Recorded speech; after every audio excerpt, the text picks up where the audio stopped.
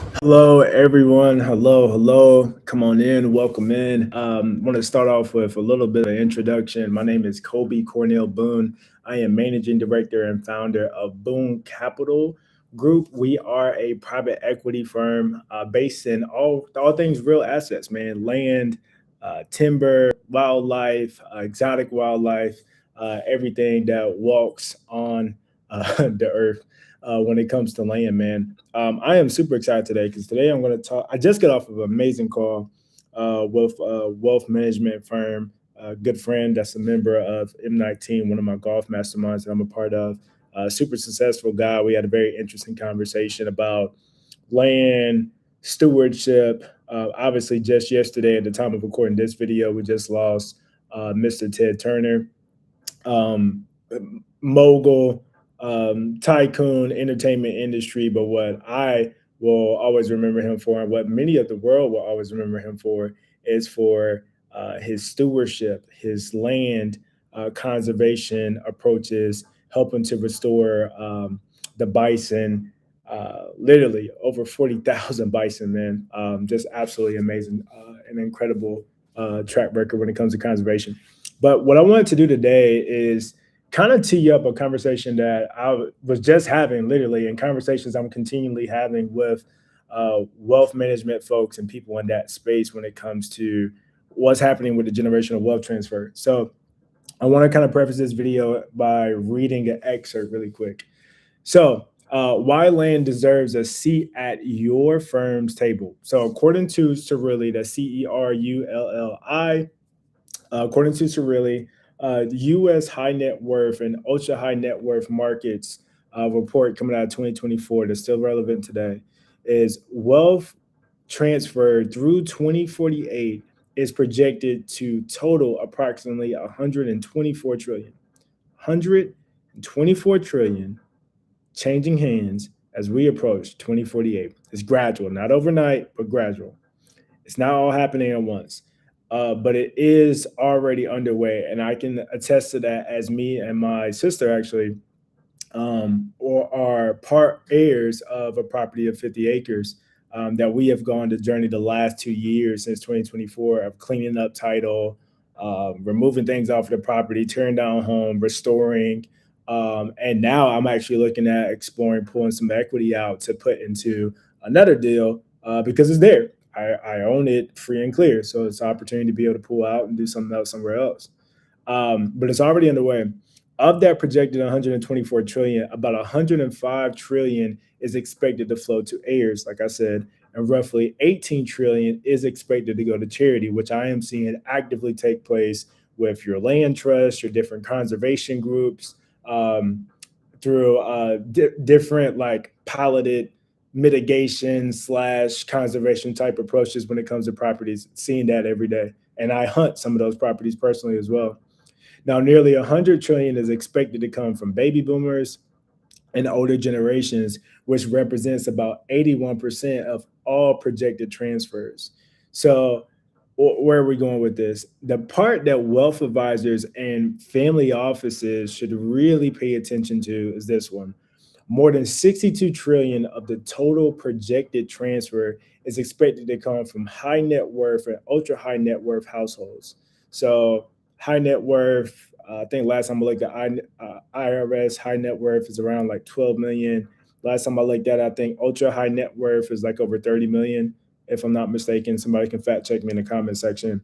But even though those households, even though that's the case, those households only represent 2% of the US households. So even though these are your super high earners, your creme de la creme, if you will, from an income stack standpoint, that's still a small segment of the US, right? Of those households that actually own land. So this is not just a broad demographic trend. This is a high net worth planning event. It affects everything from estate planning, tax strategy. It affects charitable giving. It affects family governance. It affects how spouses, children, and next generation heirs think about wealth. Me and myself as well. Like I talk about me and my family and my sibling. Cerulli also projects that roughly 54 trillion will first move horizontally. Now, what does that look like? That means from spouse, husband, wife, doesn't matter, from spouse to spouse, horizontally, right? But then what's going to happen, because that spouse is typically around the same age, no, not like typically is going to be around the same age, right? So it's going to go horizontal first, and then eventually it's going to transfer to those heirs, or if they have something else set up, it's going to transfer to a charity. And nearly 40 trillion of those spousal transfers are expected to go to widowed women, actually in the baby boomer and older generations. Tell you why that matters. The next wealth decision maker may not be the person the advisor originally built the relationship with. It may be the spouse, it may be the children. I'm gonna stop right there and put a real world example.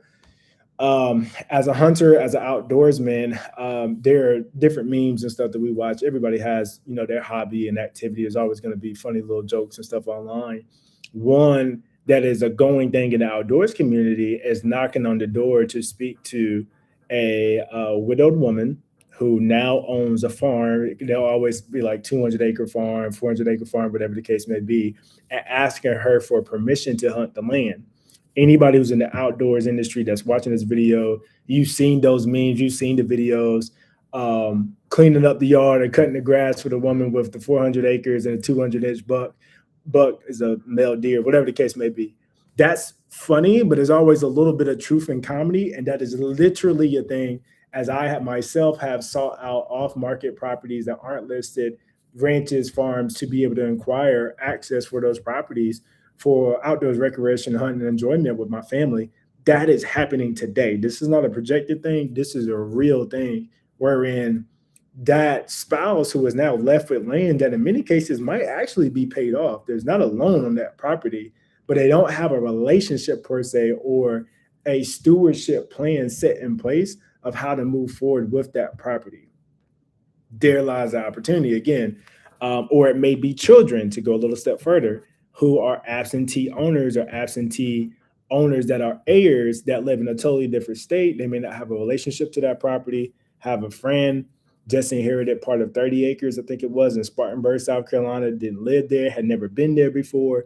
And in many cases with folks, they're not per se, and with the children, they're not per se looking to keep that property. They don't have the same emotional ties. So disposition makes a lot of sense, but an option wherein they could dispose of the property, but maybe they could hold the property if the right steward steps into play to operate that farm or operate that property and bring in cash flow. That's an option too, but we'll get to that in a different video. So it may be the next generation down. It might be the next generation family member who sees wealth differently. Cerulli is also projecting that millennials will inherit about 46 trillion over the next 25 years, while Gen X is expected to inherit about 14 trillion over the next 10 years. So millennial 30 years old, 31 on Sunday, 46 trillion over the next 25 years, while Gen X is expected to inherit 14 trillion in a smaller gap, guys, over the next 10 years. So the next generation of wealth is not some distant future conversation. As I said, it's happening now. And the question I keep thinking about in this and the conversations that I'm having with wealth managers, CPAs, tax advisors, is that as this money moves, what will families actually do with it? Like, what is going to be the decision? Are they going to dispose of these properties? Are they going to look to sell? Are they going to put them on a conservation easement, which I'm a huge fan, obviously, in life and what I do in conservation. But in reality, if cash flow is an issue for you and your property, putting your property under a conservation easement where you're pretty much saying no development will take place on a significant portion of your property, while it does have obviously its ecological sustainability and ecological value of the easement, that doesn't per se put that family that put that property underneath easement in a better financial situation from a cash flow standpoint. Looking at access and structuring that easement in a way that you allow for hunting, outdoors, recreation, hiking, horseback riding, something could be a better avenue, and keeping some of your development rights for that property too. Because that's essentially what you're giving away with a conservation easement. You're giving away your rights to develop that property or sell it to a developer of any sort.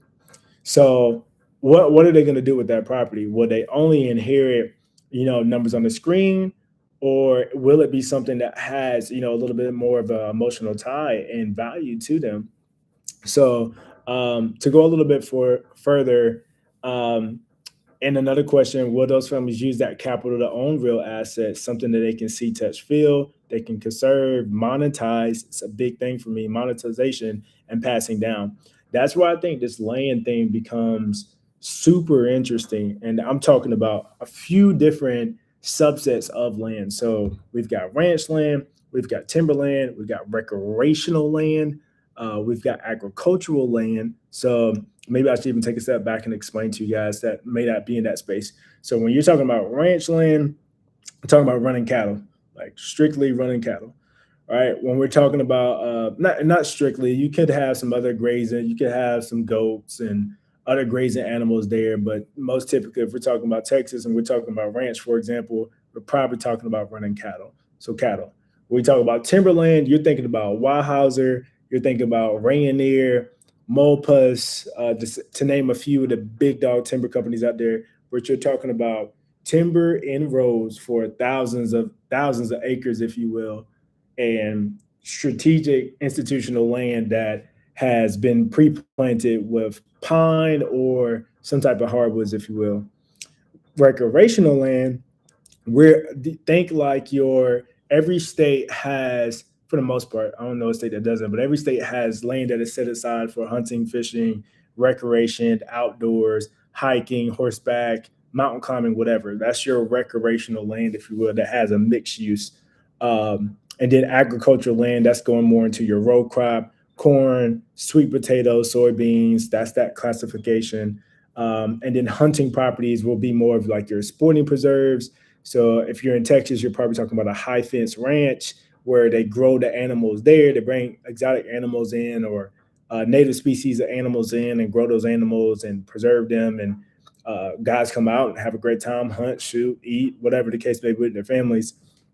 And then you got conservation assets. Now, when we start going into conservation, you're looking more at wetlands, you're looking at marshlands, you're looking at streams, you're looking at sometimes conservation assets could fall into the lakes that are being protected, that provide water for local towns and municipalities. That's kind of going that direction. And properties, again, that I mentioned, with water, habitat, access, infrastructure, and multiple exit paths. So I was giving you guys kind of like a synopsis of all the different asset classes or subsets, if you will, within the asset class of land that is being impacted. And it's not just dirt, it's not just nostalgia, it's that land as an underwritten and improved tax aware experiential legacy asset is one that families will keep and they'll see value in and can be protected and can be monetized. So, in so many words, what was my purpose of this video, and why did I want to share this? I think there's a few questions that are going to be asked and that are being asked now and going to continue to grow in volume. And that is, what does wealth mean for this generation? What does it allow us to build? What does it allow us to preserve? And what story does it tell about our family? What legacy does it allow us to be able to tell? And that is why I believe land deserves a seat at the wealth management table. I think, I shared a video yesterday with my groups and networks in regards to Ted Turner and his conservation story. And I think it's one that sometimes with celebrities we don't see as often. In the passing of a celebrity, their body of work, whether it be entertainment, whatever, speaks volumes louder oftentimes than charitable contributions, conservation, and things of that nature. But in the case of Ted Turner, God rest his soul, it's one for me personally that I'm inspired by, and coming on Facebook and stuff today and seeing just all the different organizations that have mentioned how they've been supported by his foundation, and they were able to protect this property and were able to start this foundation or this reserve or this preserved animal or these species. So I think that is one that truly does live on. Historically, you have seen, going all the way back to the Gilded Age, where somebody would put their name on the side of a building or a library, Well, I think now what we're seeing is you can have that library. I'm literally looking at one with your name on it. But I think folks are starting to look at real tangible assets that have an experience tied to them in a different way with the outdoors and legacy, that they would much rather see their name. And this is not me putting it anybody's family office or desires that they have of their own. Of course, everybody has their own thing that is of interest to them. But what the numbers show, and what I am starting to see, is folks saying, hey, I would love to donate a park. I would love to donate a national forest. I would love to be a part of a both economic viability pursuit that also has ecological sustainability merits or attributes that come together and be a part of some impact investing that means something. And that's a lot of conversations that I've been having with folks that are in that, quite frankly, in that tax bracket, and what really interests them. So if this was a good video to you, feel free to share, like, subscribe, leave a comment in the comment section, share feedback too. I mean, if something didn't resonate or if it did, I would love to hear from you and continue to improve these things. But this is our world. This is our world of what we do at Boone Capital. It is land, real tangible assets, being able to provide value to the broader world and ultimately to our LPs and folks who support us. So feel free to schedule a call at booncapital.co. That's booncapital.co. We'd love to have a conversation with you. The fund is open. We are 506C accredited investors only, and we'll love the opportunity to speak with you. God bless.